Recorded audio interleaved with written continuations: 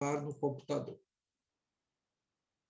Bom, pessoal, então, boa noite a todos. Tá? Dando continuidade ao nosso assunto de hoje, na semana passada nós começamos a falar sobre a manifestação de Cristo e o reino milenar. Na realidade, a manifestação de Cristo nós já abordamos na semana passada. E hoje vamos falar sobre o reino milenar de Cristo propriamente dito. Coloco como subtítulo: o milênio em si é preparação para o perfeito estado eterno. Então, eu gostaria de fazer a leitura do livro de Apocalipse, capítulo 1, até o início, capítulo 20, verso 1, até o início do verso 3, e depois o verso 6. Então, lendo: o milênio e o reino milenar de Cristo. Então, vi descer do céu um anjo. Tinha na mão a chave do abismo e uma grande corrente. Ele segurou o dragão, a antiga serpente, que é o diabo, Satanás, e o prendeu por 1000 anos. Lançou-o no abismo, fechou-o e pôs selo sobre ele, para que não mais enganasse as nações, até se completarem os 1000 anos. Depois o verso 6. Bem-aventurado e santo é aquele que tem parte na primeira ressurreição. Sobre esses, a segunda morte não tem autoridade, pelo contrário, serão sacerdotes de Deus e de Cristo, e reinarão com ele os 1000 anos. Como eu disse, Apocalipse, capítulo 20, verso 1 até início do verso 3, e também versículo 6. Bom, antes de começar esse assunto, eu preciso dar uma explicação para vocês, que é muito importante para entender o assunto que nós estamos abordando. Hoje, especificamente, nós vamos falar a respeito do reino milenar de Cristo. Como eu disse, nós estamos seguindo uma interpretação conhecida tecnicamente como interpretação darbiana, também conhecida como interpretação futurista, pré-milenista, pré-tribulacional. Futurista porque coloca o livro de Apocalipse, na sua maior parte, como cumprimento no futuro. Pré-milenista porque crê na vinda de Cristo para estabelecer o seu reino milenar sobre a terra. E pré-tribulacionista porque crê no arrebatamento da igreja antes da grande tribulação. Bom, antes de nós iniciarmos o assunto, como eu disse, eu preciso dar uma explicação extremamente importante. Quando nós lemos o livro de Apocalipse, numa leitura pura e simples, nós já entendemos automaticamente que o cumprimento do livro de Apocalipse é algo futuro, por isso que essa interpretação é chamada de futurista. No entanto, nós temos que entender que, ao longo da história da igreja, foram surgindo outras interpretações que não futurista. Então, tinha a interpretação pretérita, que cria que o livro de Apocalipse todinho já se cumpriu no passado, e a única coisa que estava faltando no livro de Apocalipse era a manifestação de Cristo em si. Então, na interpretação preterista, somente no final do milênio é que deve ocorrer o arrebatamento da igreja.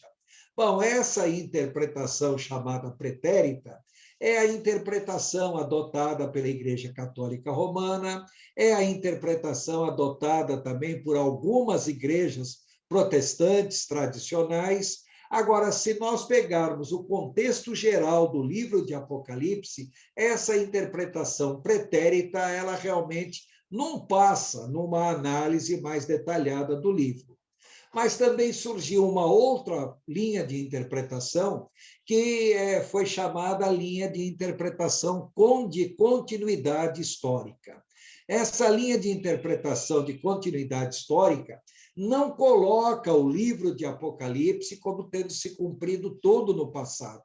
coloca o livro de Apocalipse como estando se cumprindo ao longo da história da igreja. Então, eles identificam, porque as sete taças, as sete trombetas, todas aquelas pragas em si, né? Bom, primeiramente, os sete selos, deixa eu só colocar na ordem. Os sete selos, as sete trombetas, as sete taças, a interpretação de continuidade histórica vai colocando isso em função de acontecimentos ao longo da história, a invasão dos bárbaros no Império Romano, a invasão dos turcos na Europa. Quer dizer, vai colocando uma interpretação de continuidade histórica. Então, para a interpretação de continuidade histórica, só faltaria no livro de Apocalipse, propriamente dito, a vinda de Jesus no final do seu reino milenar. Então, para a interpretação pretérita, o milênio em si é o período em que a Igreja Católica foi senhora de toda a Europa.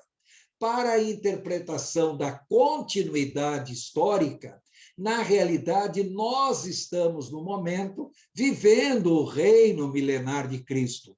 E é claro que a continuidade histórica coloca que o milênio em si é a expansão da cultura e religião anglo-americana. Quer dizer, essas interpretações assim muito localizadas em função de grupos específicos, elas não merecem muito crédito, porque pode valer até para um grupo, mas obviamente o outro grupo não vai entender dessa maneira.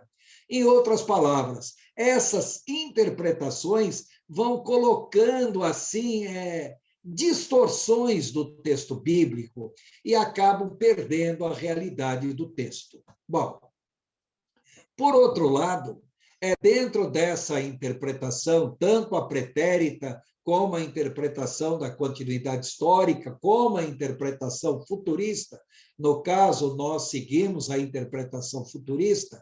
Agora, dentro dessas linhas, nós temos a interpretação pós-milenista, amilenista e pré-milenista. Na interpretação pós-milenista, que é comum à interpretação pós-milenista associada com a interpretação pretérita, já crê que Jesus só virá após o milênio para estabelecer a eternidade. Em outras palavras, a Igreja Católica dominando sobre o mundo e Jesus viria no final do milênio. Por outro lado, a interpretação da continuidade histórica acabou sendo associado a uma interpretação chamada amilenista. Não crê no reino milenar de Cristo, crê que isso é apenas algo figurado, nem crê na realidade e numa vinda literal de Jesus Cristo. Bom, então, diante dessas contradições, nós temos que deixar bem claro que não dá para nós adotarmos a interpretação futurista nem pré-milenista. Agora, não dá para adotar a interpretação pretérita, nem a interpretação de continuidade histórica. Não dá para nós aceitarmos a interpretação pós-milenista e a interpretação amilenista. Então, na interpretação darbiana, o livro de Apocalipse, na sua maior parte, é de cumprimento futuro. O livro de Apocalipse é essencialmente pré-milenista. Por que pré-milenista? Porque o texto do próprio livro de Apocalipse é claro. Jesus vem para estabelecer o seu reino milenar. Ele não vem após o reino milenar e nem tampouco ele vem ou deixa de vir, porque tudo isso é meramente figurado.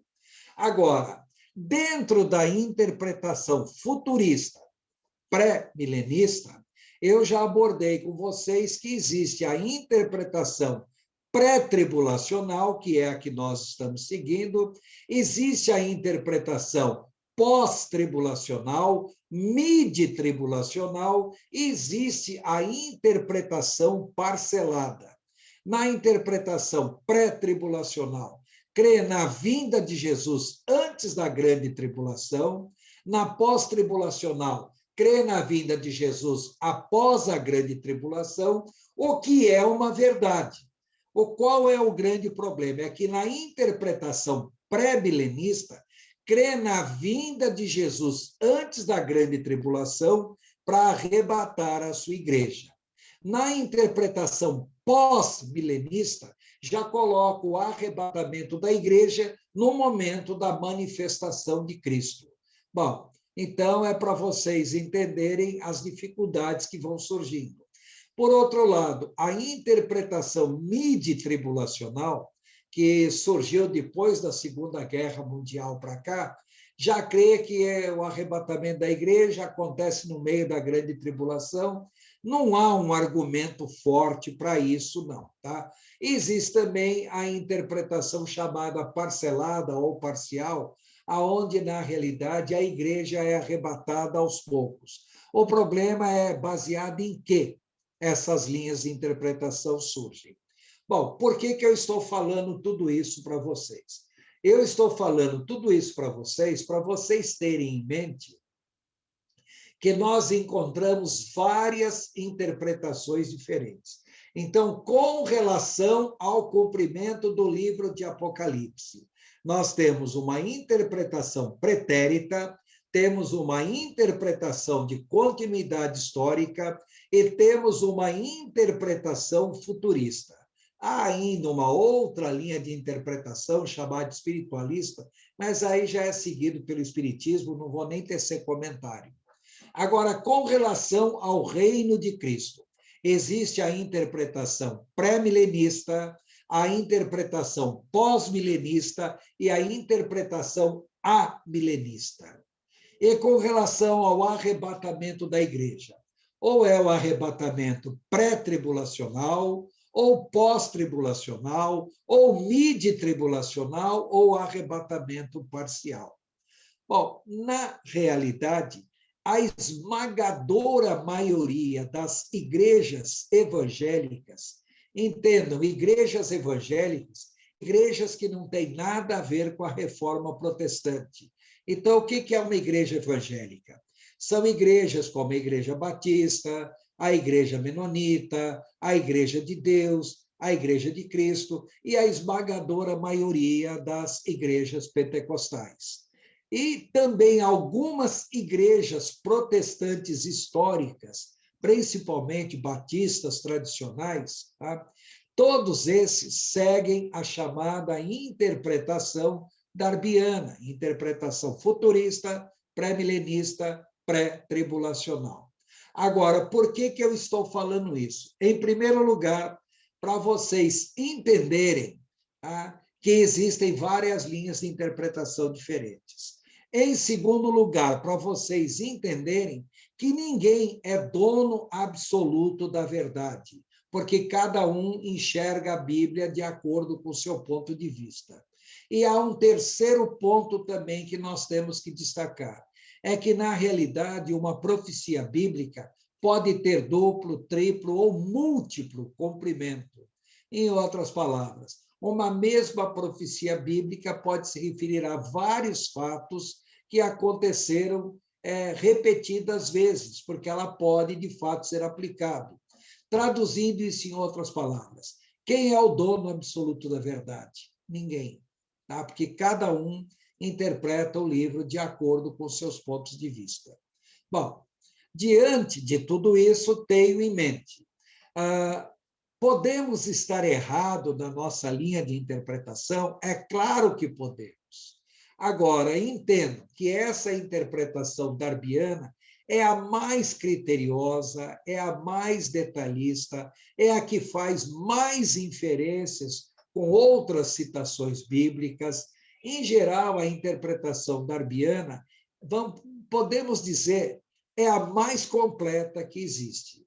Quando eu falo a mais completa, eu não estou querendo dizer que seja uma interpretação totalmente infalível.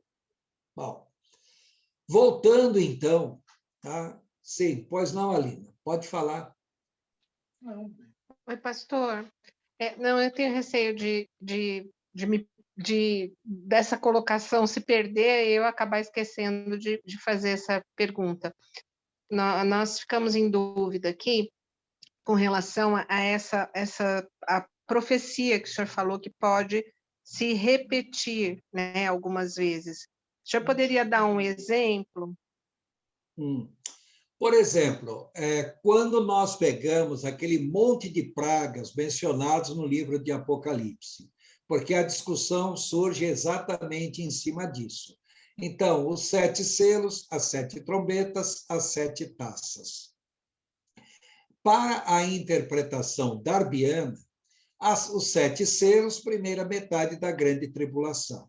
As 7 trombetas, segunda metade da grande tribulação.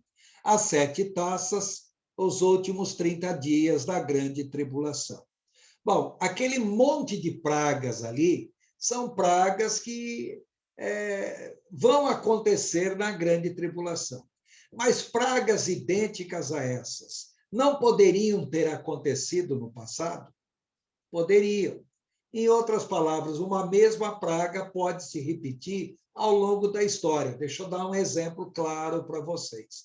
Quando vocês pegam aquelas pragas, principalmente as pragas dos 7 primeiros selos, se vocês compararem aquelas pragas com as 10 pragas lançadas por Moisés sobre o Egito, antes do povo de Israel sair do Egito, vocês vão ver que há uma certa similaridade entre aquelas pragas. Em outras palavras, aquelas pragas aconteceram no Egito, 1400 e tantos anos antes de Cristo, ou seja, há quase 3.000 anos atrás. Pragas idênticas a essas podem se repetir? Podem. Está claro? Mais de uma vez? Sim, podem ter se repetido. Agora, nós só podemos olhar essas pragas, na realidade, dentro do seu contexto geral. Eu não posso pegar uma praga dessas isoladamente e entender, essa praga se cumpriu quando os turcos invadiram a Europa em 1453. Tá bom, e daí? A continuidade da invasão turca sobre a Europa, especificamente naquela praga dos gafanhotos, que é entendido como a invasão turca sobre a Europa. Quer dizer, poxa, aquela invasão, né, dos gafanhotos, eles são soltos do inferno, do abismo durante 5 meses. Poxa, a invasão turca foi de mais de 500 anos e não 5 meses. Outra coisa, aquela invasão turca coloca ali que, na realidade, o líder dos gafanhotos chamava-se Abaddon ou Apolion. Aí, os intérpretes da continuidade histórica. A Apolion é uma referência a Apolion. Né, quer dizer novo. Novo destruidor, Napoleão Bonaparte. Então, coloca a mesma praga da invasão dos turcos, foi o festival de guerra que Napoleão Bonaparte mergulhou a Europa. Essa mesma praga pode ser identificada com a guerra movida por Adolf Hitler durante a Segunda Guerra Mundial. Poxa, nós podemos fazer esse tipo de associação? É claro que nós podemos fazer esse tipo de associação, mas isso é uma associação totalmente espiritual. Não quer dizer que a invasão turca, não quer dizer que Napoleão Bonaparte, não quer dizer que Hitler, na realidade, representa a praga dos gafanhotos. Mas dá para nós entendermos, poxa, as invasões turcas, a desgraça que eles causaram, as guerras napoleônicas, a Segunda Guerra Mundial, tudo isso serve como uma figura para entender o quanto ou o quão grave será a praga dos gafanhotos que será lançado sobre a terra durante a grande tribulação. Então, nós podemos entender que houve um cumprimento? Até podemos, mas é um cumprimento parcial, não é o cumprimento lateral. Deixa eu dar um outro exemplo totalmente diferente para vocês entenderem. Quando vocês leem o livro de Atos, capítulo 2, que fala sobre, nos últimos tempos, derramarei do meu espírito sobre toda a carne, os velhos terão visões, terão sonhos, profetizarão, etc., etc. Todo mundo pega esse texto de Atos, capítulo 2, e automaticamente associa ao livro de Joel, capítulo 3. Está certo? Está certo. Só que há uma diferença.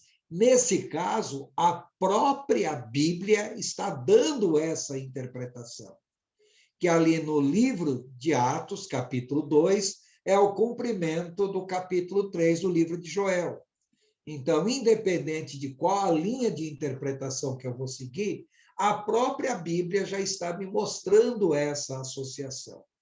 No entanto, se vocês pegarem o capítulo 3 do livro de Joel, vocês vão ver que esse derramamento do Espírito Santo, em que as pessoas terão visões, sonhos, falarão de outras línguas, espera, mas isso só vai acontecer depois que o exército do norte invadir Israel.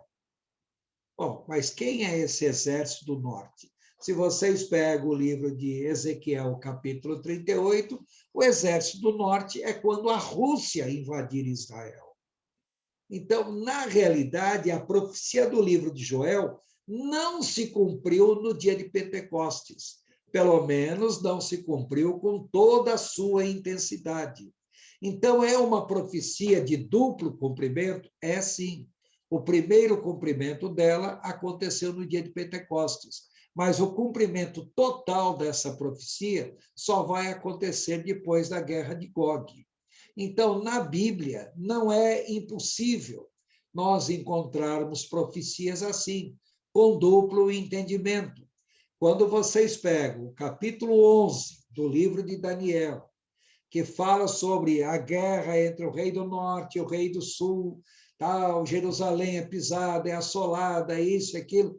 Aí vocês vão ver, peraí, essa guerra entre o reino do norte e entre o reino do sul foram as guerras entre os sírios seleucitas e os egípcios ptolomaicos que guerrearam pela Judéia lá no ano 270 a.C. Ah, tudo bem, isso é verdade? Isso é verdade. Só que se vocês pegarem o mesmo contexto ali, vocês vão ver que, na realidade, tudo aquilo é uma alusão ao anticristo. Então, aquela profecia do livro de Daniel, capítulo 11, se cumpriu? Se cumpriu. Mas se cumpriu plenamente? Não, não se cumpriu plenamente. Ainda vai se cumprir quando o anticristo em si vier a aparecer. Então, isso faz com que acabem surgindo uma confusão. Por que alguns, então, interpretam que tudo é pretérito, outro interpreta que é continuidade histórica, outro interpreta que é futurista? Justamente por causa do cumprimento dessas profecias e identificação de algum fato histórico momentâneo com o cumprimento dessa profecia. Então, uma mesma profecia já pode ter tido um cumprimento parcial, uma, duas vezes ou até mais, mas o que interessa é o cumprimento final dessa profecia. Por isso que a gente, quando estuda a escatologia bíblica, nós temos que tomar muito cuidado em não querer fechar a questão para um monte de coisa. Se vocês quiserem entender bem, existe um livro chamado Apocalipse, de Ray Summer, tá? É um escritor americano, ele já faleceu, mas o livro dele é um livro bem interessante. Tá? Então, ele segue a interpretação pretérita. Aí vocês vão ver tudo que ele identifica como tendo acontecido no passado. Por outro lado, o mesmo autor faz também uma identificação das profecias dentro da interpretação da continuidade histórica e faz uma associação também das profecias com relação ao futuro. É para nós vermos que uma mesma profecia não é que ela já se cumpriu uma ou duas ou três vezes, é que um fato profético pode ser identificado com algum fato histórico. Essa identificação pode ser válida? Pode. Mas quer dizer que esteja absolutamente correta? Não necessariamente. Então, em termos de Apocalipse, entendam, tá? Ninguém é dono absoluto da verdade. Nós só vamos entender um monte de coisa de escatologia bíblica quando, de fato, elas estiverem acontecendo. No entanto, é importante que a gente esclareça. A interpretação darbiana é a que se apega mais a detalhes, procura identificar mais os fatos, associar profecia de um lado com profecia de outro lado.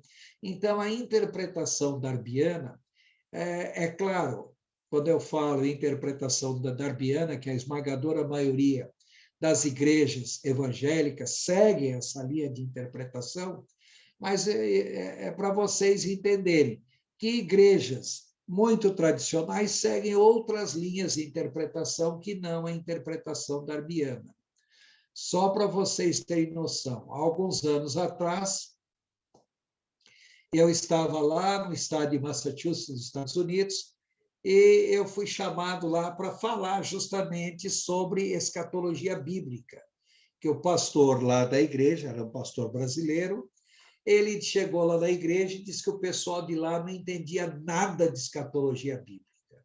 Quer dizer, eu saí daqui de São José dos Campos, fui até os Estados Unidos, isso em 95, quer dizer, há 26 anos atrás, para falar de escatologia bíblica.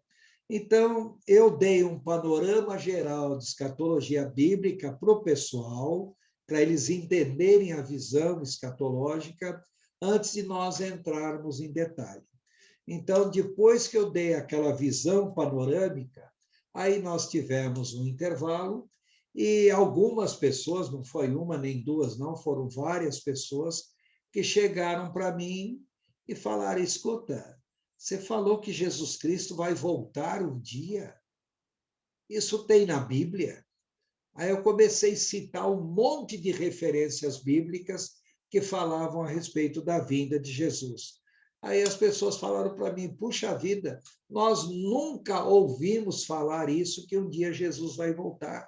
Tá? Quer dizer, tem 1517 profecias da Bíblia que falam sobre a segunda vinda de Jesus. E o pessoal daquela igreja falou: não, nós nunca ouvimos falar isso. Detalhe, eu estou falando de uma igreja evangélica Assembleia de Deus, que é uma igreja que crê no livro de Apocalipse como futurista, pré-milenista, pré-tribulacional, só que eu estou me referindo a uma igreja Assembleia de Deus ali nos Estados Unidos que ninguém tinha noção nenhuma a respeito desses assuntos. Então, é para vocês entenderem que muitas vezes fica difícil para nós abordarmos certos assuntos, primeiro porque o conhecimento geral do povo é muito baixo. Pior do que a falta de conhecimento é o conhecimento totalmente errado, totalmente distorcido. É melhor que a pessoa não saiba nada do que saiba tudo de maneira distorcida. Então, existem igrejas e igrejas, e muitas delas têm as suas linhas de interpretação. Embora eu siga a interpretação darbiana, eu não sou ferrenho em colocar a interpretação darbiana é a dona absoluta da verdade. Não, eu creio que é a interpretação que está mais próxima da verdade. Mas muita coisa dessa linha de interpretação nós só vamos saber de fato quando estiverem ocorrendo. Tá ok, Alina?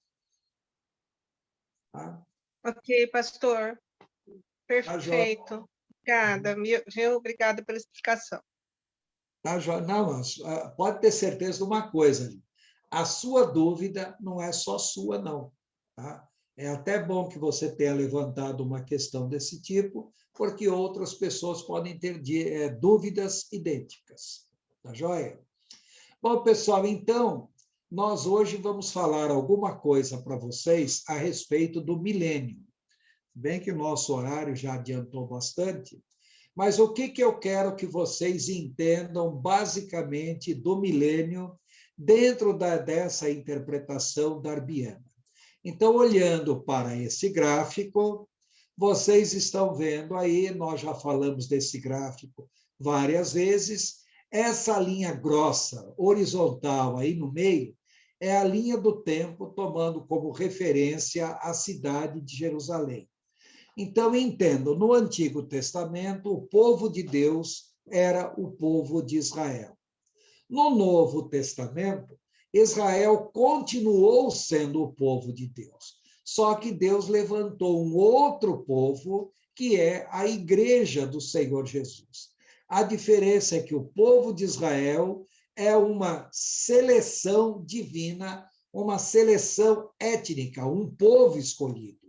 Agora, a igreja também é um povo escolhido no sentido de ser um povo santo, mas não é uma seleção étnica, porque a igreja são pessoas de todos os povos, línguas, tribos, nações, que todos professam Jesus como Salvador. Então, no Antigo Testamento, nós tínhamos como povo de Deus somente o povo de Israel. No Novo Testamento, nós temos a igreja, ela é chamada de o grande mistério de Deus, porque, na realidade, esse conceito da igreja do Senhor já existia no Antigo Testamento, mas ainda não estava, de fato, ocorrendo. Agora, o que nós vemos é que Jesus nasceu numa época que foi chamada a plenitude do tempo. Quando fala plenitude do tempo, Jesus nasceu na época em que os valores morais do povo tinham chegado ao nível mais baixo que se possa imaginar. Hoje em dia, estamos vivendo numa época onde os valores morais estão quase no mesmo nível de baixaria que era na época do Império Romano. Ainda não chegamos no nível, mas não estamos muito longe, não. Tá? Então, aí nós temos agora essa linha horizontal escura, antes de Cristo, AC, e depois de Cristo, AD. AD é ano Domini, é ano do Senhor. Tá? Aí Jesus nasce, exerce o seu ministério, morre, então nós temos o símbolo aí da cruz do Calvário, e depois disso é que a igreja é instituída sobre a terra. Então, no Antigo Testamento, as pessoas que morriam salvas iam para a primeira divisão do inferno, chamado Seio de Abraão, Paraíso Inferior, Campos Elíseos, Presença de Abraão. Os ímpios do Antigo Testamento, morrendo sem salvação, iam e continuam indo até hoje para um local chamado Hades ou Seol. Quando Jesus veio e morreu, ele, durante o período que esteve morto, ele desceu até a primeira, a segunda, a terceira, até a quarta divisão do inferno. Da primeira divisão do inferno, ele tirou os santos do Antigo Testamento, que ressuscitaram juntamente com ele.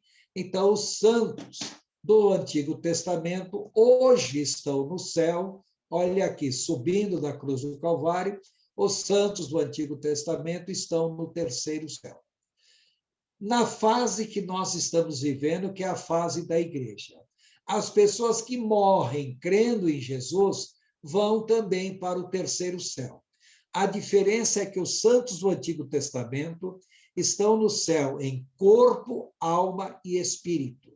E os santos do Novo Testamento da igreja estão no céu apenas em alma e espírito, aguardando a ressurreição dos corpos.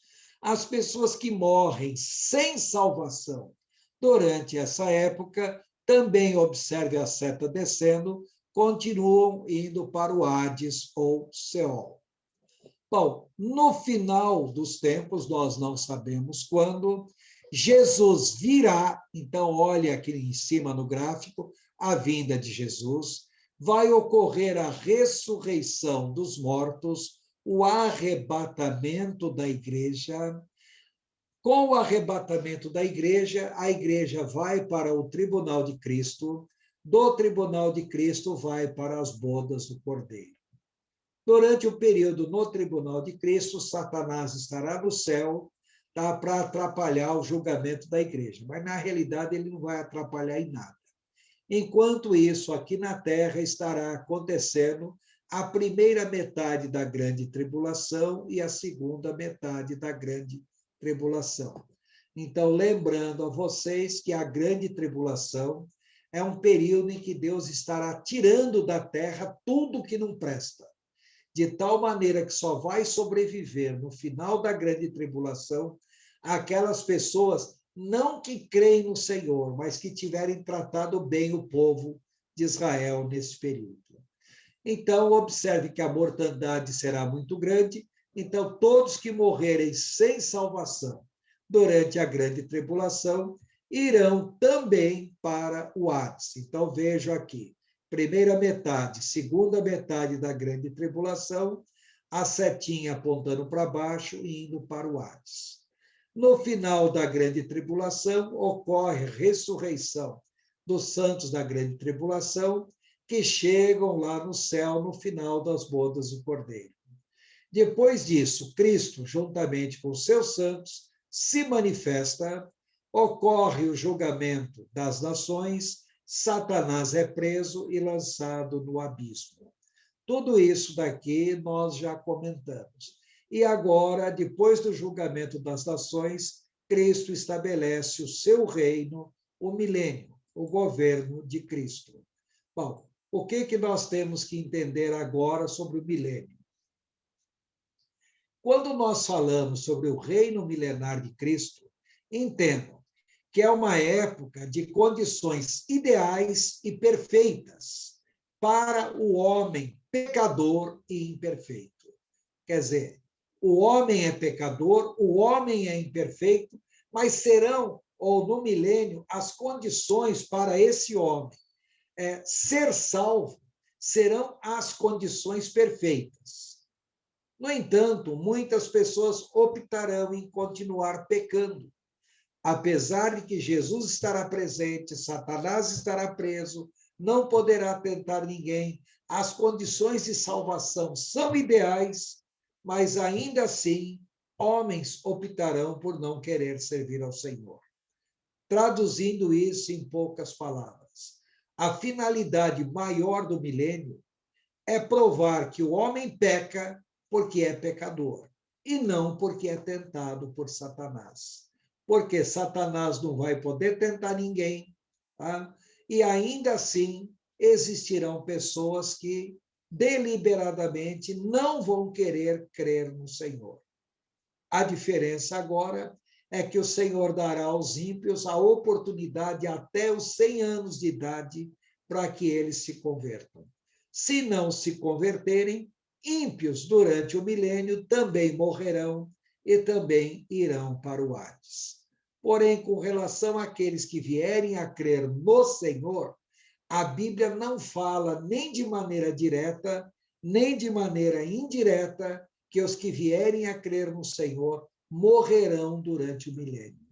Muito pelo contrário, eles viverão durante todo o período do milênio.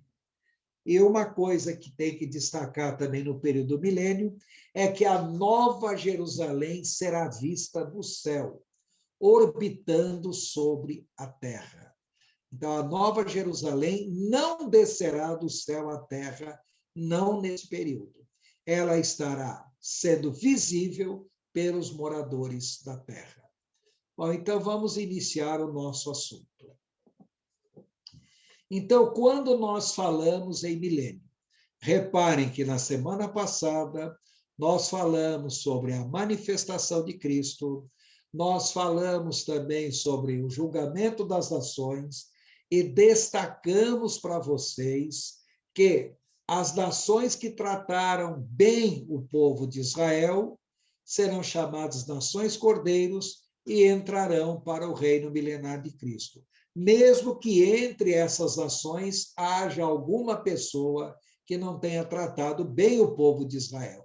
Mas entenda bem, os ímpios em si, tá? Eles já terão sido mortos até o julgamento das nações. E as nações que trataram mal o povo de Israel, essas nações serão condenadas, tá? Só que entre as nações, chamadas agora de nações bodes, sempre haverá uma pessoa ou outra que terá tratado bem o povo de Israel. Aí Jesus estabelece o seu reino, o milênio. A Bíblia diz que esse reino será um reino de glória, daí a expressão hebraica Shekinah, aqui quer dizer glória. Então, será um reino de glória e de majestade. O próprio livro de Isaías, capítulo 11, verso 10, fala que o seu reino será um reino de glória e majestade. Será um reino de júbilo, de grande alegria por estarem na presença do Senhor. Será um reino de bênçãos, tá?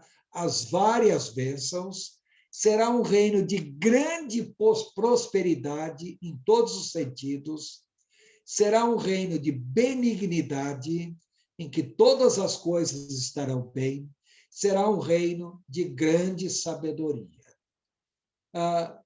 E observe um detalhe, será um reino chamado reino de bem-aventuranças.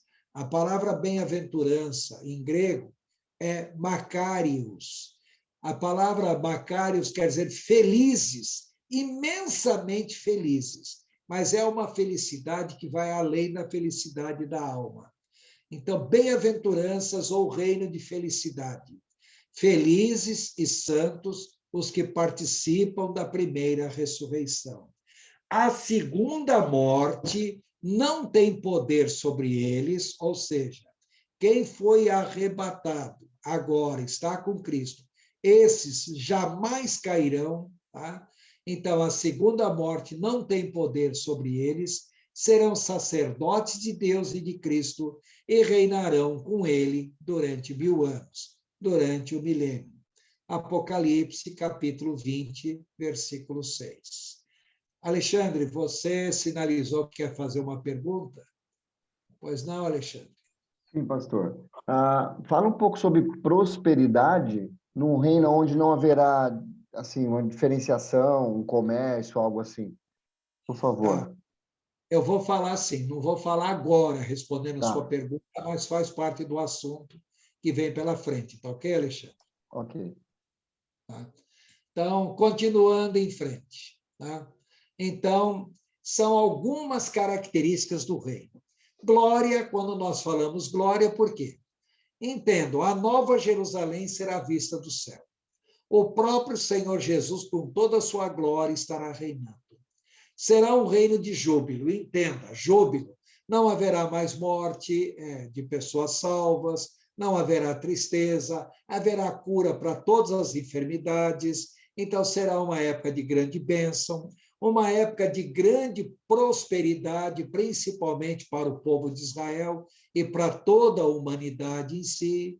Um reino de benignidade, a palavra benigno, bem, quer dizer um reino onde ninguém será julgado mal, e um reino de extrema sabedoria. Bom, vamos discorrendo o assunto, vocês vão entender melhor o que significa tudo isso. A primeira coisa que nós temos que entender sobre o milênio. Todo mundo pensa que Jesus estará reinando e esquece de um detalhe. A Bíblia fala sobre o governo das nações no milênio. Opa! Então, entenda, as nações continuarão a existir e manterão seus governos. Então, tanto no livro de Daniel, capítulo 7, tá, fala sobre a continuidade das nações, que o Senhor reinará sobre todas as nações. Cristo governará pessoalmente sobre todas as nações. Então, entendam, no reino de Cristo continuarão a existir nações? Sim. O Brasil vai continuar existindo? Sim. Estados Unidos? Sim. Países da Europa? Sim. China, Índia, Japão continuarão a existir? Sim. Reparem que antes de estabelecer o milênio, houve julgamento das nações.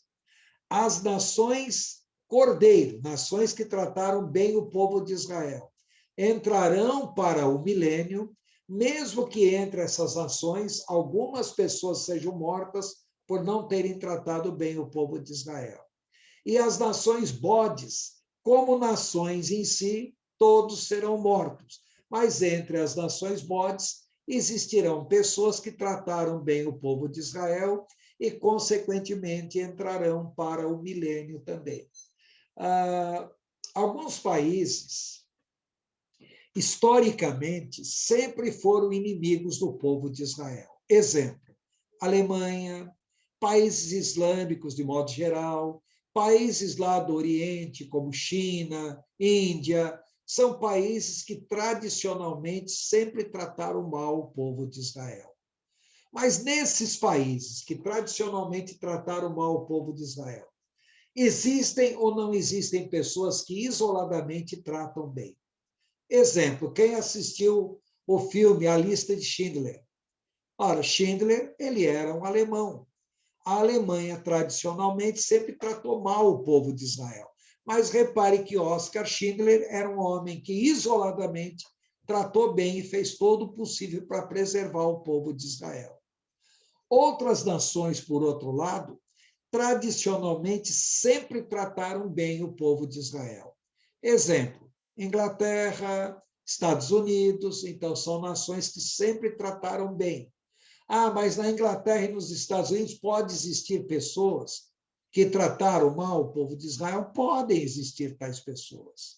Agora, entenda, a nação em si é uma bênção, mesmo que algumas pessoas não façam parte dessa bênção. Então, entenda, agora essas nações entrarão para o milênio e Cristo governará pessoalmente sobre todas as nações. Só que nós temos que entender alguns detalhes. Primeiro, será um governo imposto à força. A Bíblia diz que o Senhor regerá as nações com vara de ferro. Por quê?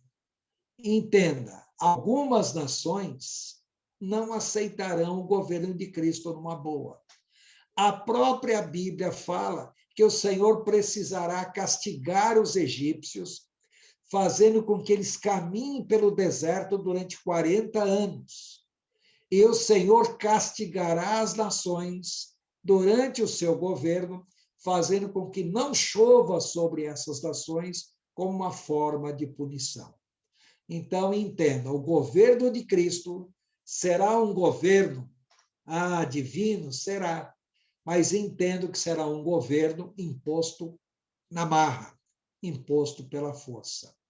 Haverá paz e justiça perfeita entre os homens, de tal maneira que as pessoas não mais levantarão guerras uma contra as outras, transformarão suas armas em arados para produzir alimento, produzir o que é bem para a humanidade em geral.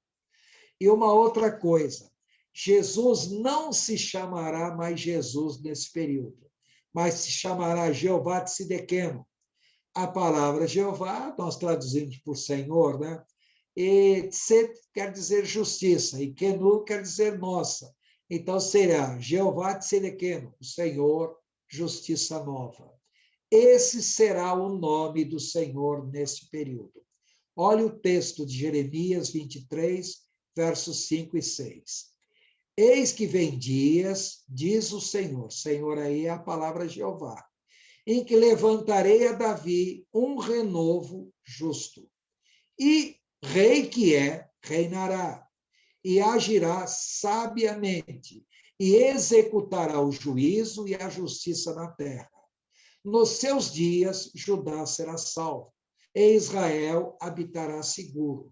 Será este o seu nome com que será chamado. Senhor, justiça nossa. Então, Jeremias, capítulo 23, versos 5 e 6. Eu estou usando a versão Almeida, revista e atualizada.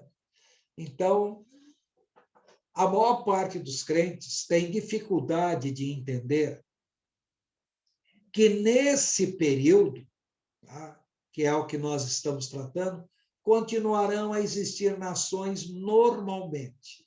Jesus governará sobre todas, governará. Mas as nações aceitarão o governo de Cristo pacificamente? Não.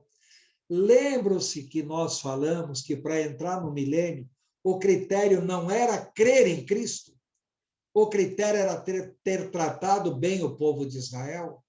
E muitas pessoas, nesse período, farão todo o possível para não crer em Cristo. Vamos entender melhor. A Bíblia fala também que haverá a redenção da natureza. Toda a natureza geme esperando o dia da sua redenção.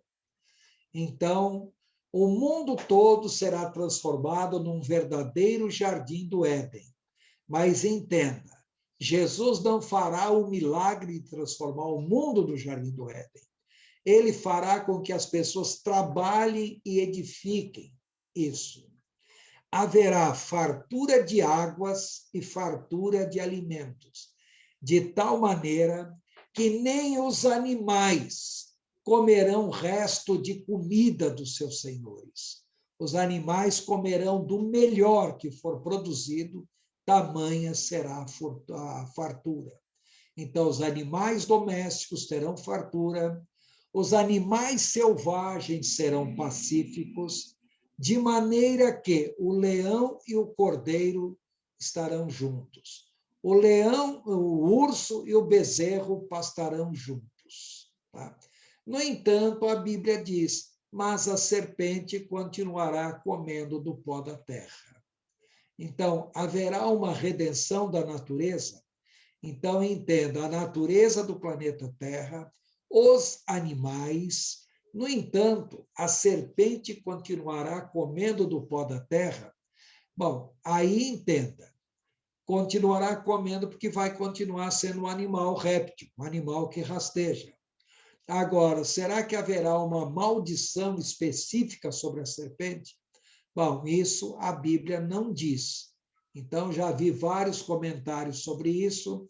Eu entendo que a serpente continuará comendo do pó da terra, é que vai continuar sendo um animal rastejante, um réptil. Tá? Com relação à população mundial, haverá um grande aumento populacional. Lembre-se que nós já falamos para vocês que desde o arrebatamento da igreja até a implantação do reino de Cristo sobre a terra, a população da terra foi reduzida a menos de 10%. Então, se fosse hoje, nós estaríamos falando num valor inferior a uns 700 ou 600 milhões de habitantes. E a Bíblia acrescenta 2 detalhes interessantes. Tá? Algumas pessoas gostam desse detalhe, outros não gostam. Diz que as mulheres gerarão filhos e que os homens terão mais de uma mulher. Bom, eu não sei se isso é bênção ou não é bênção. Eu digo uma coisa para vocês, uma mulher já dá trabalho suficiente, mais de uma, só Deus para ter misericórdia, tá? Mas isso aqui é no sentido de ter um grande aumento populacional. Ou seja, a terra será bem povoada, considerando-se que as condições do planeta Terra são ideais, que não haverá guerra. Então, o aumento populacional é até fácil de entender. Tá? Haverá também um prolongamento da vida, de tal maneira que no livro de Isaías, capítulo 65, fala que o ímpio, aquele que não quiser crer no Senhor, morrerá aos 100 anos de idade. Então, o Senhor dará 100 anos de prazo para que a pessoa venha a se converter. Porém, aquele que vier a crer no Senhor, ele completará todos os dias do reino de Cristo sobre a terra. Bom, em outras palavras, o que vier a crer no Senhor não morrerá durante o milênio. O ímpio morrerá aos 100 anos. Em outras palavras, não é só um aumento populacional, mas é a vida extremamente prolongada. E no livro de Isaías, capítulo 65, verso 20, é que fala que o ímpio morrerá aos 100 anos. Lembrar que a palavra ímpio, in quer dizer não, pio quer dizer dedicado a Deus. Então, impio é o não dedicado a Deus. Entenda que a palavra ímpio não quer dizer necessariamente uma pessoa má, terrível, cruel. Ímpio pode até ser uma pessoa boa, mas se é uma pessoa que não quer servir ao Senhor, então é um ímpio. Lembrar um detalhe extremamente importante. Não confunda escravo com servo. O escravo, ele é escravizado na marra. O escravo não quer ser escravo. ele foi colocado nessa condição, ou porque foi dominado na guerra, ou porque já foi vendido. Agora, servo é alguém que voluntariamente se prontifica a querer servir ao Senhor. Deus não quer escravos, Deus quer servos, pessoas que queiram servir ao Senhor. E nesse período, a grande preocupação que nós temos que entender aí se a pessoa vai querer ser um servo do Senhor ou não vai querer ser um servo do Senhor. O que não quiser ser servo do Senhor pode até ser gente boa, mas é chamado de impio, é chamado de ímpio, ou seja, não dedicado ao Senhor. E essa pessoa terá 100 anos de prazo para que se converta e seja salvo. Como que será Israel nesse período? O livro de Isaías diz que os israelitas, espalhados pelo mundo afora, retornarão todos à sua terra. Então, quando fala que os israelitas retornarão à sua terra, ou seja, todas as 12 tribos de Israel serão restauradas. Então, hoje em dia, quando nós falamos tribo de Israel, entenda, todos que eram da tribo de Benjamim, da tribo de Judá, da tribo de Simeão, acabaram constituindo o reino de Judá.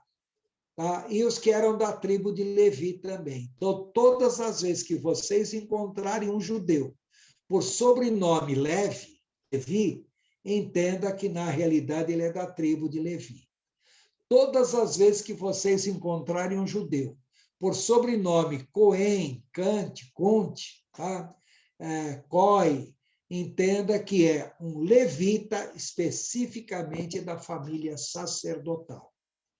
Então, todos os judeus que não tiverem o sobrenome Levi, tá? Não tiverem o sobrenome Cohen, Can, Conte, Coi, tá? Todos os demais são judeus.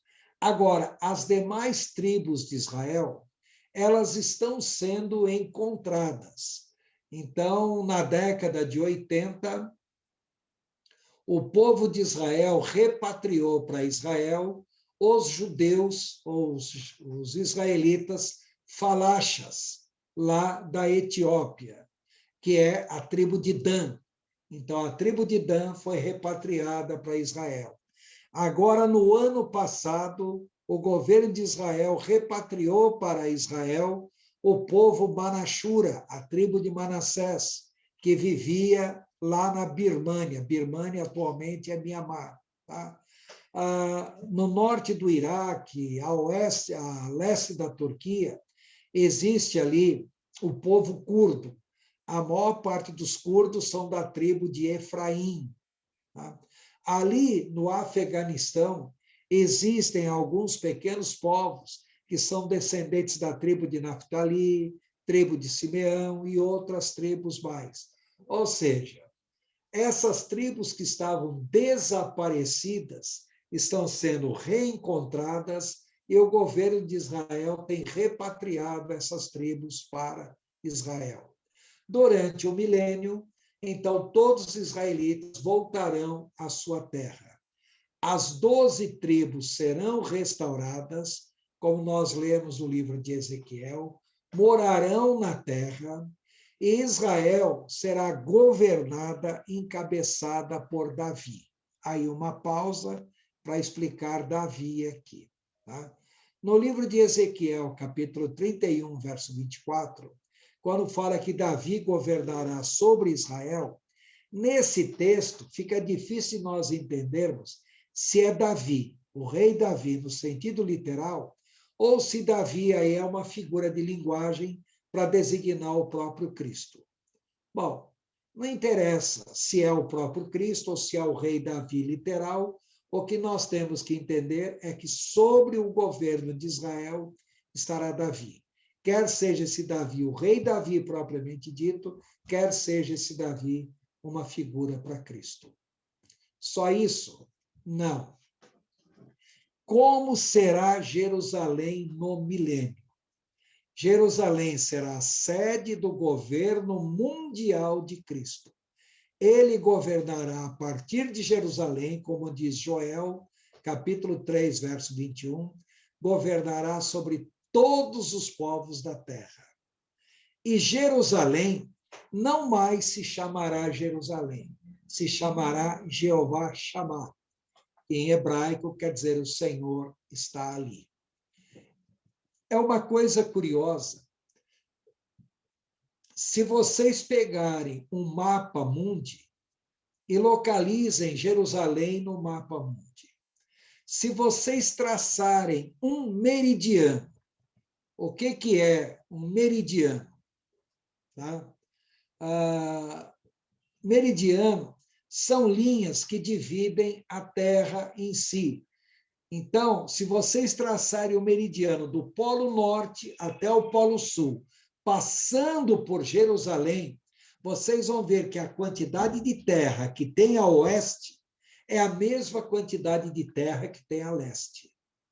Se vocês traçarem, ao contrário, uma linha vertical, se vocês traçarem uma linha horizontal, passando por Jerusalém, vocês verão que a quantidade de terra que tem no planeta Terra ao norte de Jerusalém é a mesma quantidade de terra que tem ao sul de Jerusalém. Em outras palavras, Jerusalém é o centro geográfico do mundo. Tá? Então, Jesus estará governando diretamente sobre o centro geográfico do mundo, que é a cidade de Jerusalém. Só que não se chamará mais Jerusalém, se chamará Jeová Shammah. O Senhor está ali porque Jesus estará em Jerusalém. Mais do que isso, a Bíblia fala também sobre o Templo de Jerusalém no milênio. Esse templo milenar, ele é descrito no livro de Ezequiel, capítulo 40, verso 5, até o capítulo 42, verso 20. Será um templo maior do que o templo edificado por Jerusalém. Será um templo maior do que o templo dos dias de Jesus. Mas será um templo literal que existirá em Jerusalém. Outra coisa mais. No livro de Ezequiel, fala sobre os sacrifícios levíticos. No Antigo Testamento, existiam sacrifícios de ovelhas, touros, que eram realizados todos os dias. Esses sacrifícios simbolizavam o sacrifício de Cristo, que seria realizado um dia. No templo em Jerusalém, os sacrifícios voltarão a ser realizados. A diferença agora é que esses sacrifícios representarão o sacrifício de Cristo que foi feito no passado. Então, o sacrifício do Antigo Testamento era um simbolismo do sacrifício de Cristo que seria feito. Durante o milênio, os sacrifícios de animais representarão o sacrifício de Cristo que já foi feito. Tá? E a Bíblia ainda relata um ponto curioso no capítulo 47 do livro de Ezequiel, que debaixo do altar no templo sairá um rio de águas vivas, rumando em direção ao Oriente e desaguando no Mar Morto, de tal maneira que as águas do Mar Morto serão saradas. Agora, o curioso desse rio é que esse rio, ele será um rio de águas vivas. Em outras palavras, um rio que estará botando água o tempo todo. Nas margens desse rio haverá toda sorte de árvores frutíferas. E o mais interessante, as suas folhas servirão de remédio para todas as enfermidades. Então, haverá cura para todo tipo de enfermidade. E será uma cura essencialmente fitoterápica, uma cura a partir de plantas. Tá? Então, observem que nas margens desse rio haverá árvores que as folhas serão usadas para curar todos os tipos de enfermidades. Tá?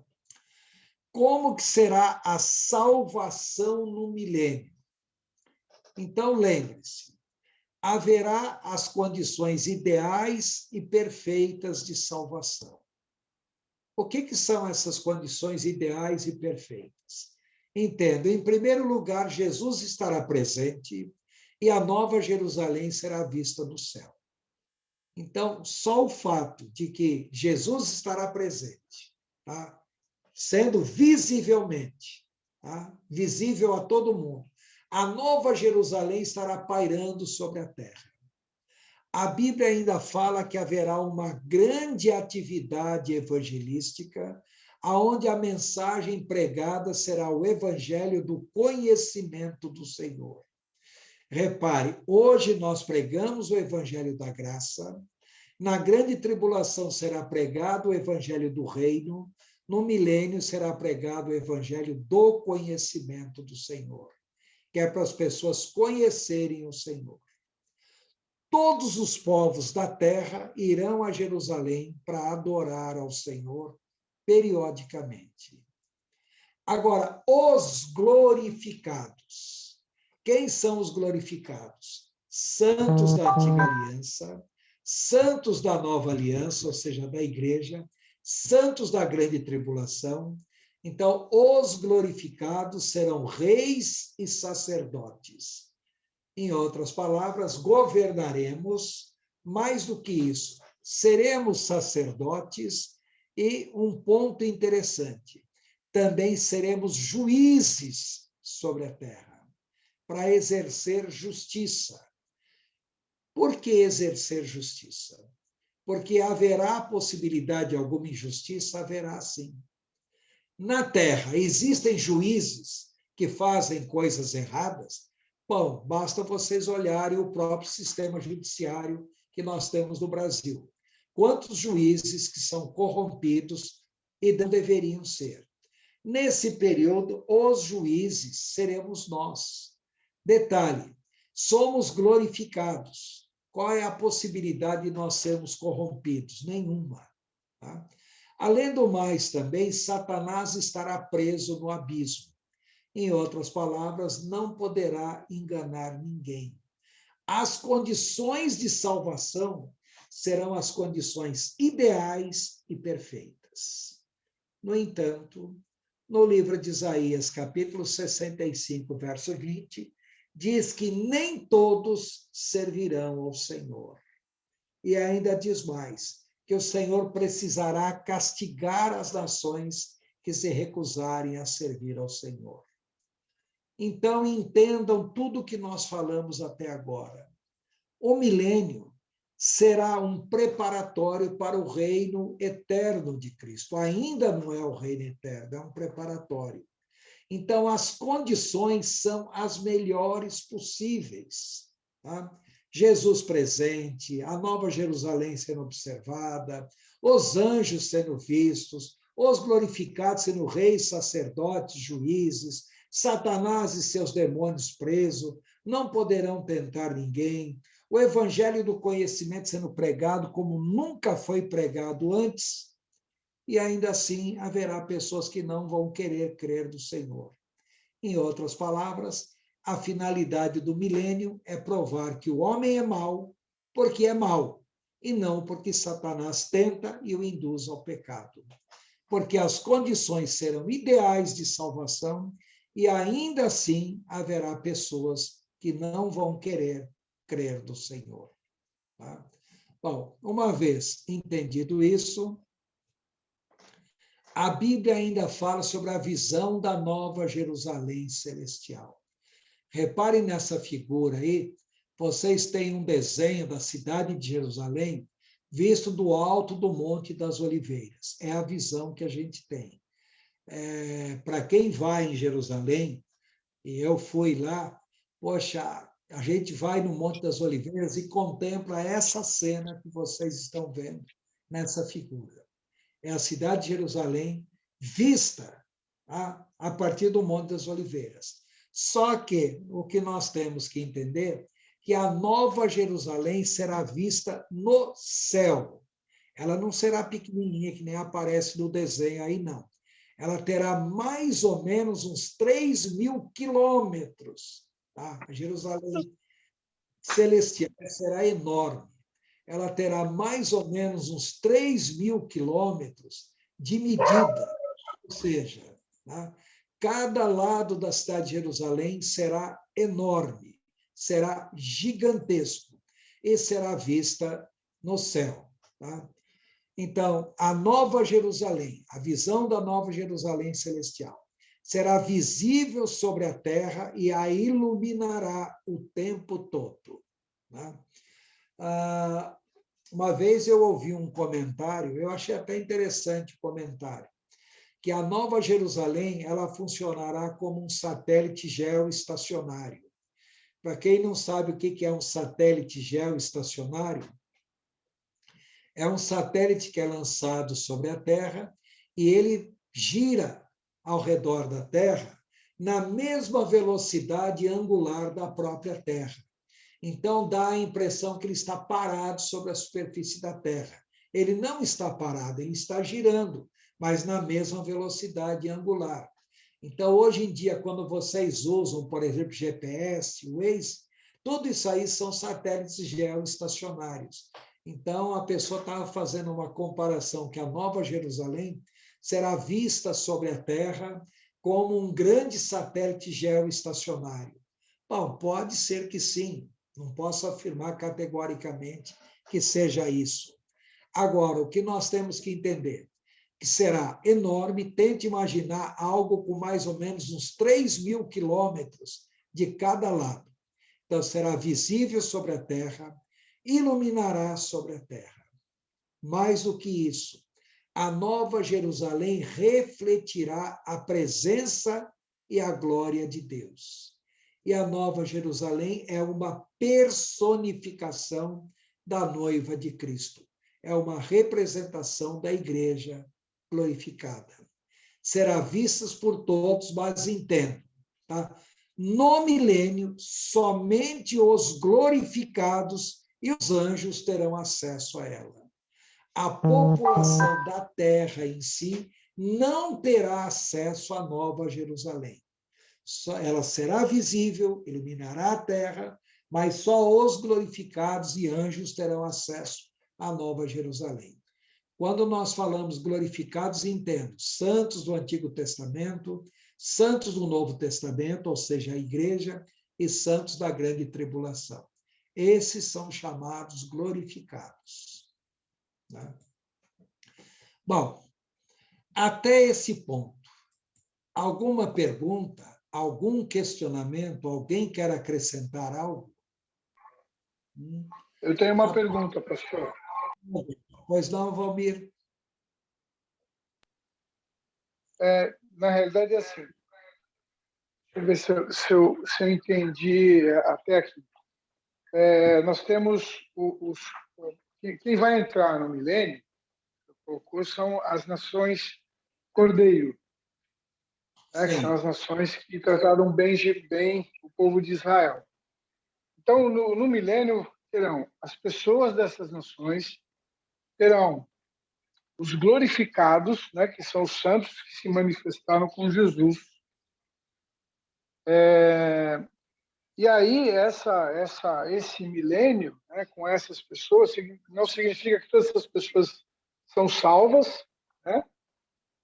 Me corrija se eu estiver errado. E durante esse milênio, nascerão pessoas, né, porque vai se multiplicar, né, a população. E tudo isso, Satanás está preso, mas as pessoas, aquelas que não aceitarem, né, o governo de Cristo, continuarão pecando. Certo? E no fim, e os glorificados são os santos mesmo. É isso, né? E no fim, obviamente, quando acabar o milênio, essas pessoas que não serão salvas, elas estarão condenadas eternamente. É esse o raciocínio? Olha, só completando isso que o Valmir acabou de falar, entenda o seguinte: os glorificados, santos da antiga aliança, santos da nova aliança, que é a igreja, santos da grande tribulação. Esses são os glorificados.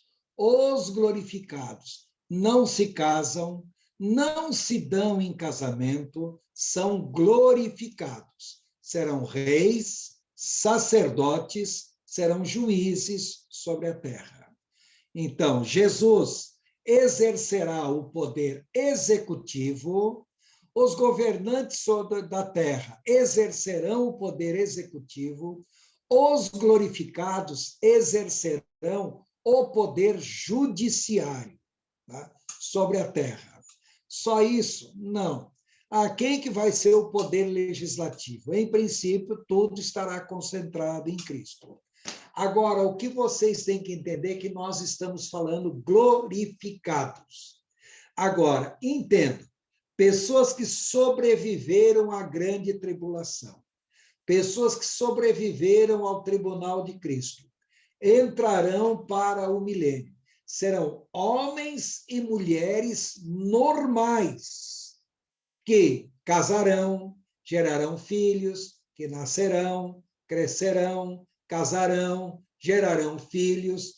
Entendam, são homens e mulheres normais, não são glorificados, são pessoas normais, pessoas que deverão crer em Cristo para ser salvo. A diferença é que agora será pregado o evangelho do conhecimento do Senhor. E o que o evangelho do conhecimento do Senhor prega? Que a pessoa deve conhecer ao Senhor para participar do seu reino e ser salvo. Hoje em dia nós pregamos o evangelho da graça. Pela graça sois salvos por meio da fé. Nessa época as pessoas serão salvas pelo conhecimento do Senhor. Conhecimento aí é reconhecimento de Cristo, como rei, como governante, como Deus e assim por diante. Entendam, os glorificados são pessoas que foram salvos por Cristo na antiga aliança, na nova aliança, que morreram na grande tribulação e foram salvos. Os homens e mulheres normais são pessoas que sobreviveram à grande tribulação, sobreviveram ao tribunal das nações, o julgamento das nações, e entraram o milênio adentro. Os glorificados não se casam, não se dão em casamento. Agora, as pessoas durante o milênio serão homens e mulheres normais que casarão, gerarão filhos, que crescerão e assim por diante. Outra coisa mais que nós temos que considerar. Embora a Nova Jerusalém seja visível, as pessoas possam contemplar a Nova Jerusalém, eles não terão acesso à Nova Jerusalém. Quem tem acesso à Nova Jerusalém? Somente os glorificados e somente os anjos do Senhor. Está claro isso para todos? Tá? Agora, é importante nós destacarmos que, entenda, a igreja, quer dizer, não vamos falar mais igreja, os glorificados serão visíveis, serão reis, serão sacerdotes, serão juízes. Tá? Os anjos serão visíveis. Cristo é visível. A Nova Jerusalém é visível. Poxa, e ainda assim vai ter gente que não vai querer crer no Senhor. As condições de salvação são as melhores possíveis. E ainda assim tem gente que não vai querer ser salva. Poxa, a finalidade do milênio, para quem não conseguiu entender, primeiro, o milênio ele é um preparatório para o reino eterno de Cristo. Ainda não é o reino eterno, não, é um preparatório. E a principal finalidade do milênio é provar para o homem que o homem é mau porque o homem é mau. O homem não é mau porque Satanás tenta. O homem não peca porque Satanás tenta. O homem é mau, o homem peca, por quê? Porque é da própria natureza humana pecar, é da própria natureza humana errar. As pessoas optarão muitos pelo erro. E detalhe, nós estamos falando do milênio, período em que Satanás não estará tentando ninguém.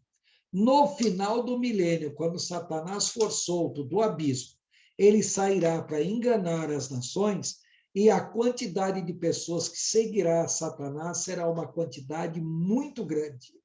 Por quê?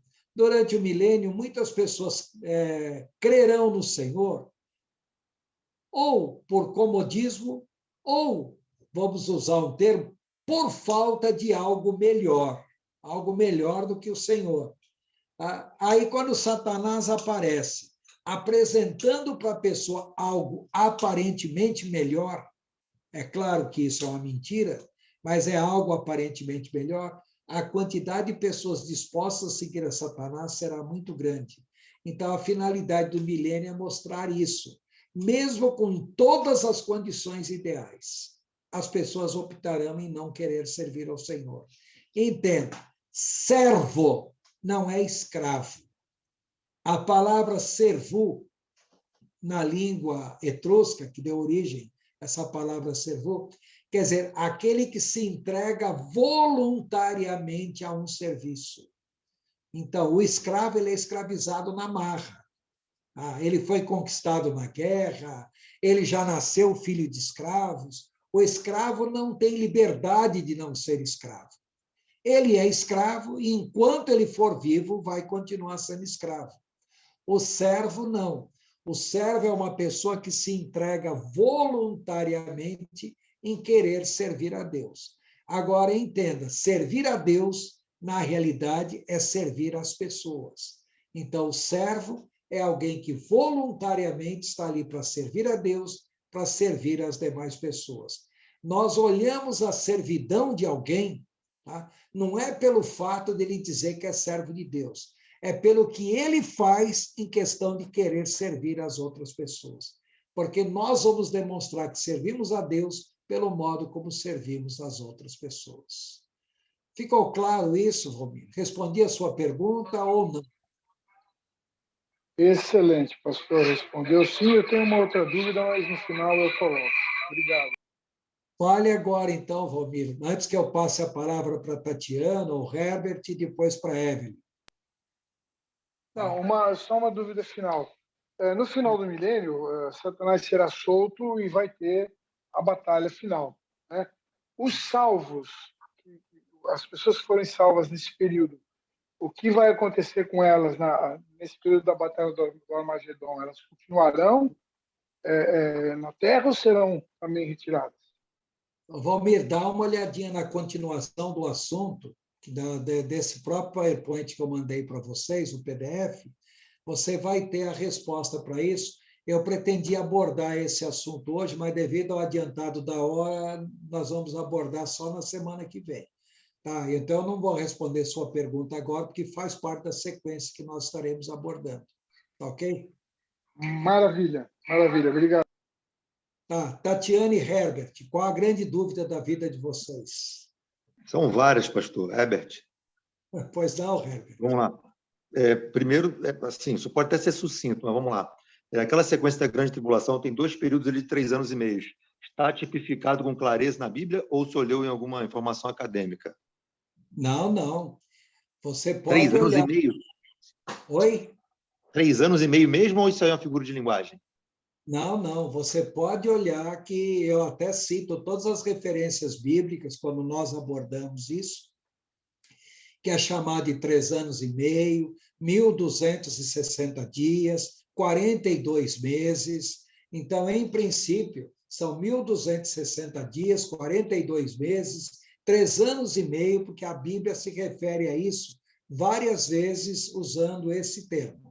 A diferença apenas na sua dúvida é que ali no livro de Daniel, no capítulo 11, do capítulo 12, no finalzinho do capítulo 12, quando fala sobre a abominação da desolação propriamente dita, que vai ser a segunda metade da grande tribulação, coloca que será 1.260 dias, mais 30 dias, mais 45 dias.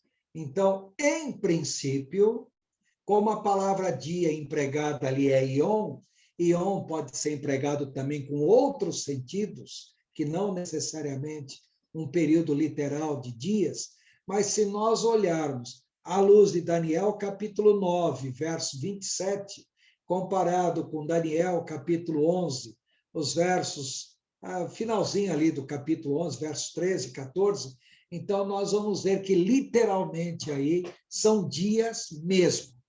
Talvez haja alguma outra interpretação, pode ser que sim, por um motivo muito simples, porque o próprio Senhor Jesus diz, não fossem aqueles dias abreviados, nenhuma alma se salvaria. Então, talvez esses 1.260 dias seja uma abreviatura de um período maior. Tá? Só que o Senhor acabou resumindo a esse período. Ou, como já vi muita gente pregando, esses 1.260 dias seriam abreviados, não no sentido de a quantidade de dias, mas a duração do dia ser abreviada. Porque nós vemos o capítulo 6, 7 do livro de Apocalipse, que fala sobre 1/3 do dia ser diminuído. Então, há a possibilidade que, nesse período, o dia não tenha 24 horas. O dia seja reduzido a uma duração menor de tempo. Mas isso aí são conjecturas, são suposições. Okay. Concreto, nós não podemos afirmar nada, não. Tá? Vou partir para a próxima, então. Os glorificados. O senhor falou que, período assim, logicamente, sabem e vão saber que é Jesus Cristo, até porque terão a oportunidade de serem salvos, se aceitarem, não é isso? Mais ou menos, não é essa a ideia? Não, os glorificados são pessoas... Perdão. Glorificados não, no período milenista, os seres humanos que sobreviverem à grande tribulação. Né? Eles vão conhecer e vão entender, porque se não vai ter pregação, mas vai ter uma condução, uma dialética toda cristã na Terra em si, que é essa mesma Terra, não é isso? Sim, literalmente sim. E eles não vão conseguir se matar, se quiserem se matar, já que o senhor falou que teriam uma vida prolongada, ou haveria violência, não haveria, já que Jesus estaria reinando. Como é que seria? Tem alguma interpretação, alguma visão ou não? É muito obscura?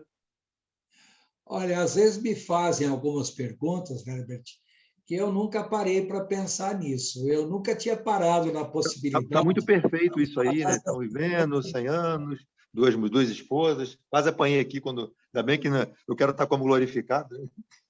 Quase apanhei duas esposas aí, quase deu problema aqui. Mas os glorificados terão acesso... Várias perguntas estou fazendo na sequência aí.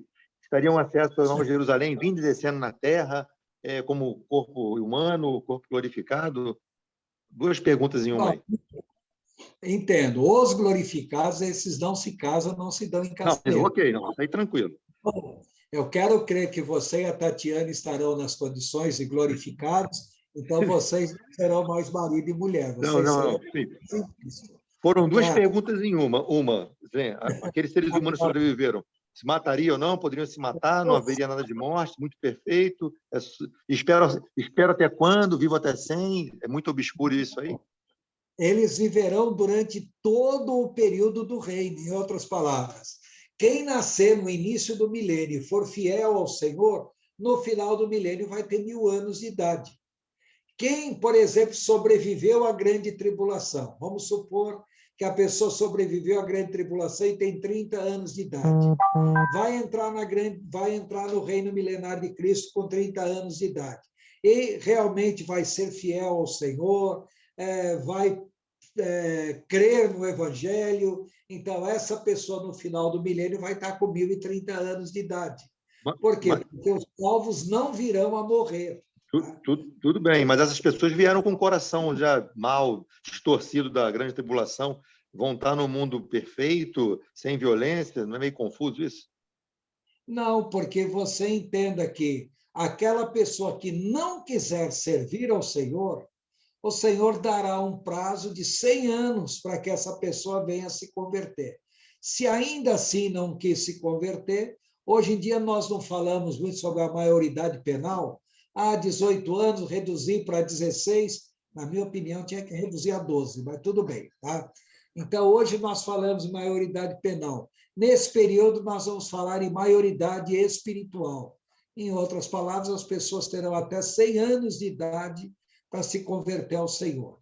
Se não quiser se converter, porque a finalidade do milênio é exatamente essa, é provar que, mesmo com as condições ideais, muitas pessoas não vão querer servir ao Senhor. Então, depois de 100 anos de prazo, ainda assim você não quer fazer o quê? O que o senhor pode fazer por tais pessoas?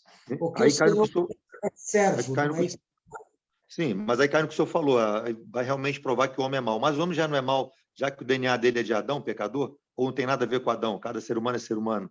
Não, Já que mas ele foi induzido pela serpente ou não foi, e aí? Aí cai uma não, dicotomia mas aí complicada. foi exatamente o objetivo, Herbert.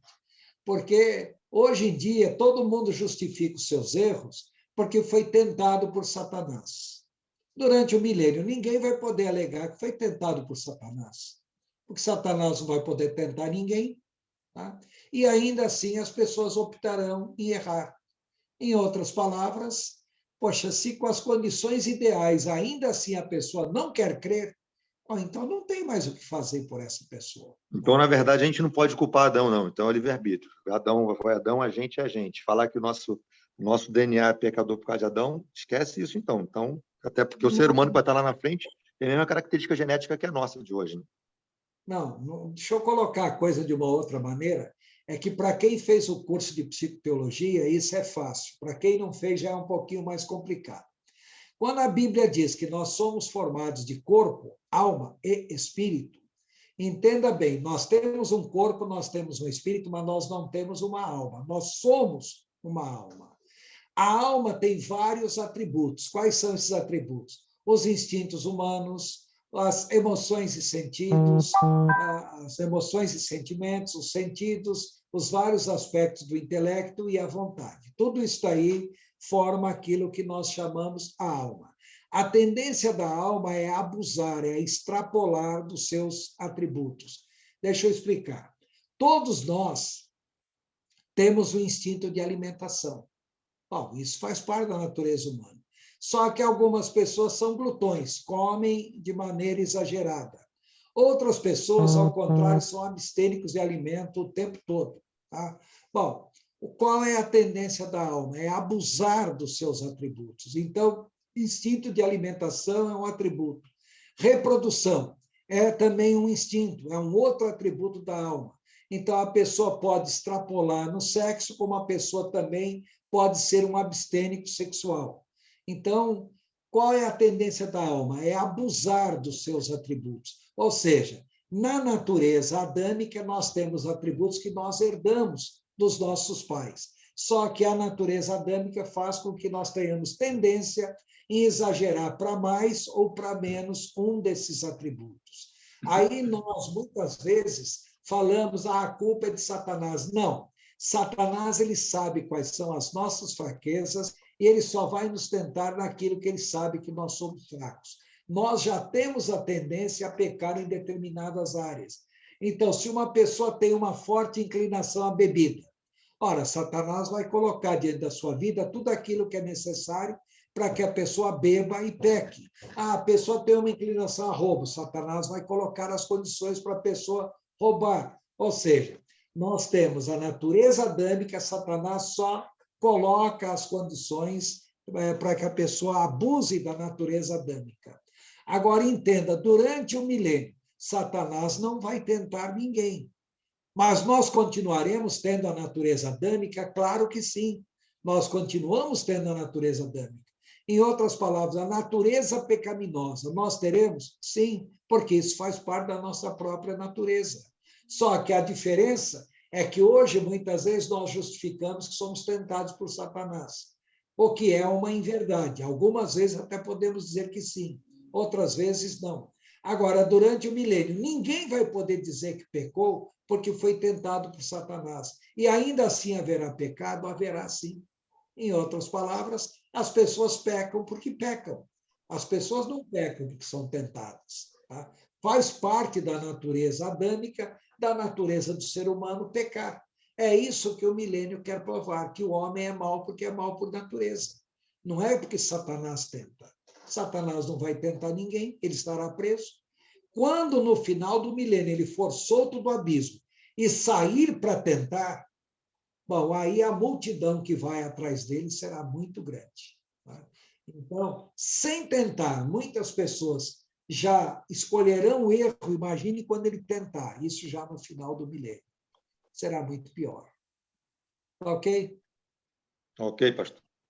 Tá? Evelyn, pois não, Evelyn, fala qual a grande dúvida da sua vida. Como diria uma, né, em relação à Nova Jerusalém, pastor, quando fala ali da árvore, né, que vai estar a árvore da vida, que vai estar ao redor do rio, né, e produzirá os frutos uma vez por mês, né, e as folhas que darão cura para as nações. Então, isso para mim não ficou muito claro, se só os glorificados e os anjos poderão entrar na Nova Jerusalém, então esses frutos, essas folhas que vão dar a cura para as nações, como que vai ser? Os glorificados que levarão essas folhas para a população? Ou como é que seria isso? Você está confundindo duas coisas totalmente diferentes, Evelyn. Então, Eu vamos lá. falei, Nova Jerusalém estará sobre a terra e será Certo. visível para as pessoas. Mas a cidade terrena de Jerusalém, que será chamada de Jeová Shammah, essa cidade de Jerusalém, a Jerusalém terrena, continuará estando aqui na terra. E dessa cidade de Jerusalém, debaixo do altar do templo, é que vai sair um rio de águas vivas em direção ao Mar Morto. Tá? Esse rio em direção ao Mar Morto, veja bem, eu estou falando de Jerusalém terrena. Esse rio é que terá árvores junto às suas margens, que darão fruto todo mês e cuja folhagem será usada para a cura de todas as enfermidades. Em outras palavras, os glorificados, esses não se casam, não se dão em casamento, nem ficam doentes, e também não pecam. Agora, os homens e mulheres normais, respondendo à pergunta do Herbert, pecarão? Pecarão. Agora, há uma diferença entre a pessoa pecar e a pessoa viver em pecado. Esses homens e mulheres normais viverão todo o milênio? Viverão todo o milênio. Mas ficarão doentes? Sim, ficarão doentes, com a diferença que agora haverá cura para todo tipo de enfermidade. Tá? Agora, os glorificados não ficam doentes, tá? Não morrem, não envelhecem. Agora, as pessoas durante o milênio morrerão, sim, aqueles que não quiserem servir ao Senhor. Envelhecerão? Bom, talvez não com a mesma rapidez com que nós envelhecemos hoje, tá? Mas as pessoas envelhecerão. Tá? Agora, só para completar o que o Herbert falou, ninguém vai morrer por velhice, por idade. As pessoas do milênio morrerão nem por velhice, nem por doença, morrerão em função de pecado. Tá? Agora, como ocorrerá essa morte? Então, eu já vi um monte de gente, a pessoa vai pegar uma praga e vai morrer. Olha, Deus pode usar tantos recursos, tantos meios para fazer a sua obra, como exatamente ele vai fazer, eu não sei. Tá? Bom, só para completar uma coisa que eu comecei a falar e não concluí. Tá? É só para... estão sinalizando aqui para mim. Tá? Durante o milênio, a Nova Jerusalém será vista no céu. No final do milênio, ela vai descer na terra. Mas isso já vai iniciar o estado eterno. Então, a Nova Jerusalém descerá na terra. Mas durante o milênio, não, ela será vista no céu. Ela não estará na terra. Então, imagine uma cidade, uma baita de uma cidade, mais ou menos com uns 3.000, quase 3.000 quilômetros de largo. Para quem não entende o que é isso, imagine uma cidade mais ou menos que tem a distância daqui de São José dos Campos até mais ou menos Salvador da Bahia. Tente imaginar uma cidade desse porte, desse tamanho. Tá? Será algo gigantesco. Mas a Nova Jerusalém, no milênio, estará no céu. Na eternidade, estará na terra. Tá claro? Agora, durante o milênio, nós temos a cidade de Jerusalém na terra. Não é a Nova Jerusalém. É a Jeová Shammah, é a Jerusalém aqui na terra. Respondi a sua pergunta, Eve? Tá. Então, a árvore vai estar na Jerusalém da terra mesmo. A Jerusalém terrena. Tá? Tá. Uhum. Olha, se vocês Obrigada. tiverem oportunidade um dia e puderem fazer uma viagem para Israel, da cidade de Jerusalém até o Mar Morto, não é uma distância muito grande, não. Acho que dá mais ou menos uns 60 quilômetros, por aí. É uma distância curta, pela estrada. É claro que em linha reta seria bem menos que isso, tá claro? Mas eu estou me referindo hoje a essa cidade. O Mar Morto, ele está a mais de 400 metros abaixo do nível do mar Mediterrâneo. Então, a região do Mar Morto, do Vale do Rio Jordão, é uma depressão. Então, o Rio Jordão deságua no Mar Morto. Mas hoje, devido ao fato de que Israel desvia a água do Rio Jordão para programas de irrigação, um monte de coisa, então a quantidade de água do Rio Jordão que deságua no Mar Morto está sendo cada vez menor. Em outras palavras, o Mar Morto está secando, tá? Secando literalmente falando. Então, algumas pessoas, há um projeto ali em Israel de construir, de fato, canais, ou canais mesmo, não é cano, não, é canal, tá? De água, para levar água do mar Mediterrâneo até o Mar Morto. Seriam canais de eclusas. Tá? Então, para encher de água ali a região do Mar Morto em si. Tá?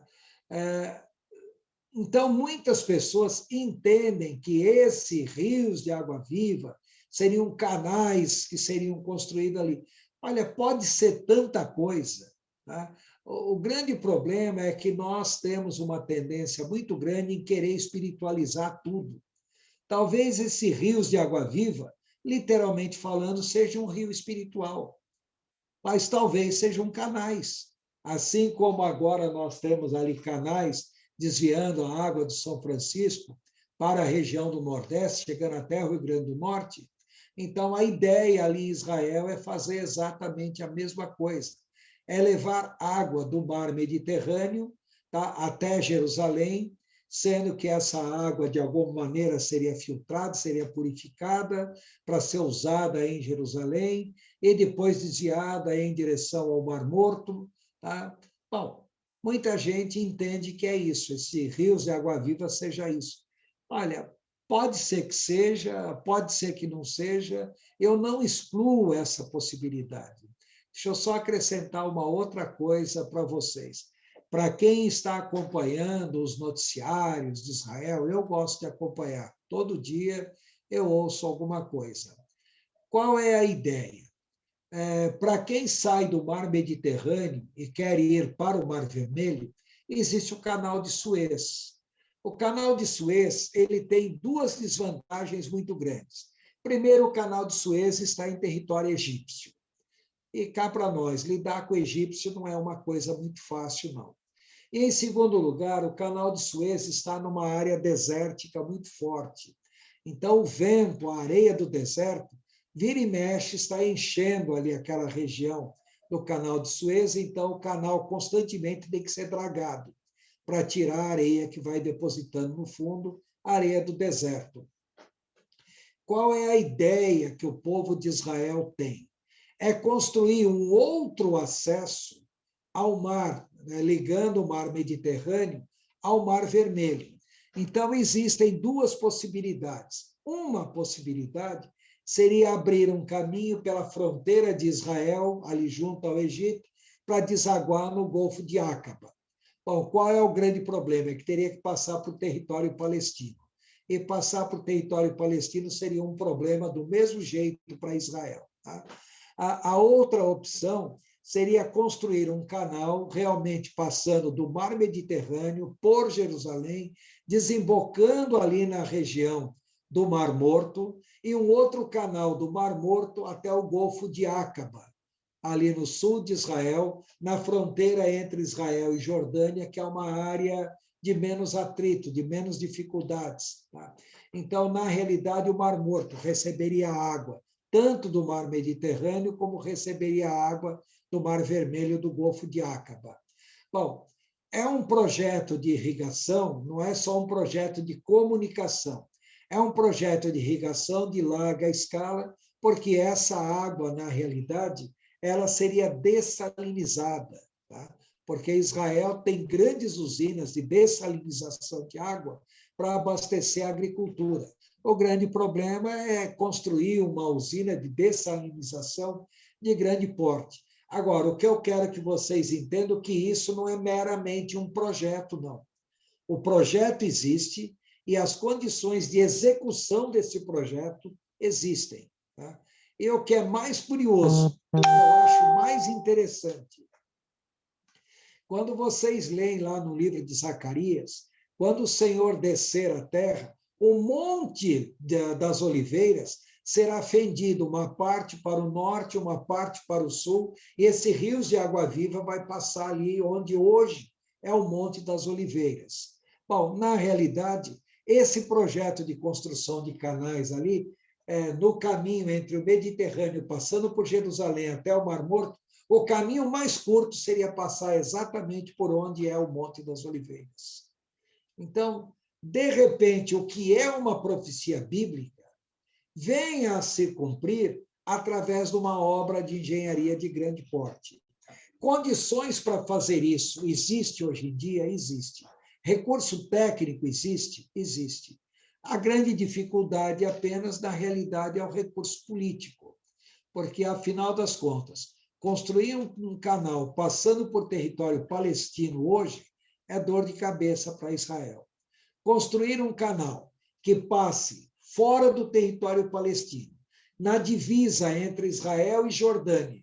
Bom, as relações entre Israel e Jordânia são bem mais amenas, tá? E, ao mesmo tempo, seria um canal de irrigação para aquele deserto e seria um canal de transporte mesmo, aonde navios poderiam navegar do Mar Mediterrâneo até o Mar Vermelho, passando por Jerusalém, passando pelo Mar Morto, passando pelo deserto de Edom ao sul de Israel, evitaria a região do Golfo de Suez e evitaria também a região dos palestinos. Então, esse é um projeto que ele não está meramente no projeto, não, ele já está naquela fase de realmente querer implantar. Recurso técnico para isso tem, é só uma questão de acerto político com o governo da Jordânia.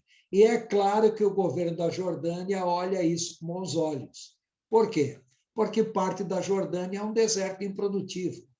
E esse canal transformaria a água do mar em água doce, e realmente essa água doce poderia ser usada na agricultura naquela região.